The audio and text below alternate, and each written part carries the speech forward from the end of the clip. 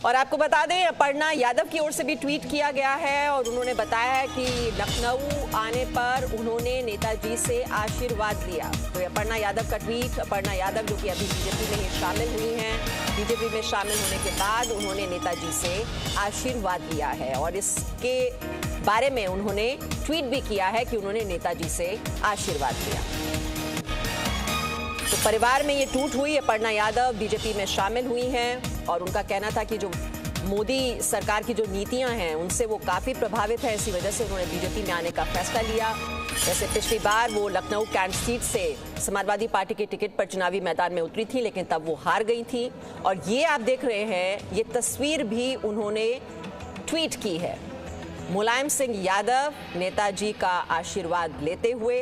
अपर्णा यादव मुलायम सिंह यादव की बहू हैं अपर्णा यादव, और परिवार में ये टूट हुई। बीजेपी में वो शामिल हुई हाल ही में और सदस्यता ग्रहण करने के बाद उन्होंने जाकर नेताजी से आशीर्वाद लिया। हालांकि अखिलेश यादव से जब ये पूछा गया था कि परिवार में ये टूट हुई, उसके बाद अखिलेश यादव की ओर से कहा गया था कि मनाने की उन्हें कोशिश हुई थी, लेकिन वो नहीं मानी। बीजेपी में शामिल हुई हैं तो मैं शुभकामनाएं देता हूं। और ये तस्वीर ट्वीट की है अपर्णा यादव ने। रविंद्र इस वक्त हमारे साथ है। रविंद्र, ये हम तस्वीर देख रहे हैं जो ट्वीट की है अपर्णा यादव ने नेताजी का आशीर्वाद लेते हुए, बीजेपी की सदस्यता ग्रहण करने के बाद नेताजी का आशीर्वाद। तो ये अभी भले ही अखिलेश यादव उनको शुभकामना दे रहे होंगे, लेकिन आगे चल के जैसे जैसे प्रचार आगे बढ़ेगा ये बात हर समय उठते रहेगा और आखिर में कहीं ना कहीं अखिलेश यादव को इस पर अपना एक ऐसा बयान देना पड़ेगा जो यादव कम्युनिटी को एकजुट कर सके उनके पाले में। और ये जरूर बताने कि बीजेपी ने उनके परिवार में सेंध लगाई है, इस तरह के आरोप उनको लगाना ही पड़ेगा। इस तरह के एक परसेप्शन जो क्रिएट करने की कोशिश की जाएगी आगे। लेकिन बहरहाल अभी अपर्णा यादव ने मुलायम सिंह यादव से आशीर्वाद लिए। जाहिर सी बात है, पारिवारिक मामला है, उन्होंने भले ही पार्टी बदल दी हो, लेकिन परिवार की बहू है, मुलायम सिंह यादव की बहू है, तो उनसे आशीर्वाद ली है। और ये आगे चलकर अखिलेश यादव को इसका जवाब देते बनना पड़ेगा। हो सकता है कि जैसा आपने पहले भी देखा, सिंधिया परिवार में देखा, गांधी परिवार में देखा कि जब अपर्णा यादव से जब बात हुई थी जी न्यूज की, तो उनसे पूछा गया था क्या अखिलेश यादव के खिलाफ आप चुनाव लड़ेंगी। उन्होंने बोला था कि पार्टी जो फैसला करे, हालांकि चुनाव वो शायद नहीं लड़ेंगी उनके खिलाफ, लेकिन इस तरह की बातें जब चलेगी, अपर्णा यादव समाजवादी पार्टी के खिलाफ जब बयान देंगी तो अखिलेश यादव को उस बयान के खिलाफ बयान देना ही पड़ेगा। और यही बीजेपी चाहती है कि परसेप्शन की लड़ाई में वो अखिलेश यादव को कहीं ना कहीं कॉर्नर करने की कोशिश करे।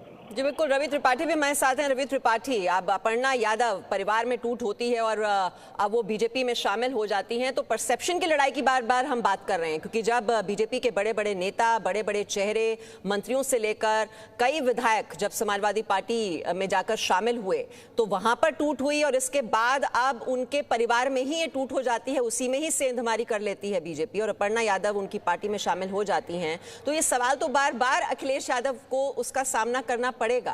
बिल्कुल बिल्कुल बिल्कुल। देखिए, अखिलेश यादव के बैकफुट पर आने की सबसे बड़ी वजह यही है कि कहीं ना कहीं परिवार में फूट की वजह से 2017 का चुनाव वो बुरी तरह से हारे थे और उसमें परिवार में जो लड़ाई आपने देखी थी, जिस तरह से शिवपाल यादव बाहर चले गए थे, पूरा परिवार ऐसा लग रहा था कुनबा उनका बिखर गया था। तो इस वक्त इस मैसेज से शायद उनको बचना चाहिए था, लेकिन जो उन्होंने तय किया है कि परिवार में टिकट किसी को नहीं देना है। मुझे जो जानकारी है कि परिवार में टिकट किसी को नहीं देना है, चाहे वो अपर्णा यादव हो, चाहे फिर प्रतीक यादव हो, चाहे फिर बाकी उनके जितने यादव कुनबे के भाई बहन हैं, उनको टिकट नहीं देना है, चाहे भौजाई जिनको टिकट नहीं देना है।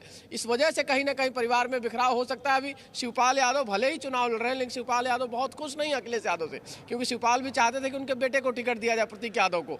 तो कुल मिलाकर पारिवारिक कलह का उनको नुकसान होगा और अपर्णा यादव खासतौर पर उनके परिवार से टूटकर बीजेपी में आई हैं, उनके और रिश्तेदार बीजेपी में आए हैं, तो एक बीजेपी मैसेज फैलाएगी कि जो आदमी अपना परिवार नहीं संभाल सकता है वो प्रदेश कैसे संभाल सकता है। और इस बात को बार बार बीजेपी के नेता बोलेंगे चुनाव में और इस बात का नुकसान उनको होगा। लेकिन अखिलेश यादव चूंकि एक लाइन लेकर चल रहे हैं कि परिवारवाद से थोड़ा सा मुक्ति लेना चाहते हैं, जो ठप्पा उन पे लगा है, तो हो सकता है उसका नफा भी हो सकता है उसका नुकसान भी हो।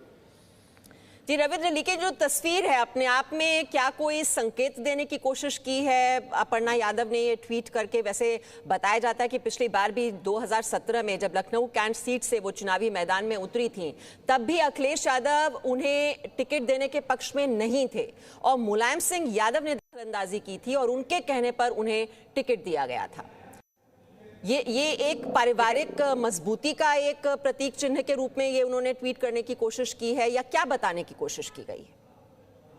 देखिए मीमांसा, समाजवादी पार्टी आज जो भी है ये मुलायम सिंह यादव के बदौलत, उनकी मेहनत के बदौलत, और उन्होंने जिस तरह से जमीन से खड़ा हो इस पार्टी को खड़ा किया है, जिस पर आज अखिलेश यादव सत्ता के ख्वाब देख रहे हैं। तो जाहिर सी बात है इस ट्वीट के जरिए अपर्णा यादव ये जरूर बताने की कोशिश करेगी उस खास वर्ग को कि मुलायम सिंह यादव का उनको बर्दाश्त है। और जिस तरह के, हालांकि पारिवारिक मामला है, इस पर सार्वजनिक तौर पर बयान देने की जरूरत भी नहीं है, लेकिन जिस तरह की बातें आ रही है मुलायम सिंह यादव को के बारे में, उनके परिवार के लोग ही, कल ही प्रदीप गुप्ता ने जिस तरह से बयान दिया मुलायम सिंह यादव और अखिलेश यादव को लेकर कि मुलायम सिंह यादव पार्टी में बहुत ज्यादा दखल नहीं रह गई है, इस तरह कई तरह के बयान आए हैं, बहुत ये प्रदीप गुप्ता के बयान है।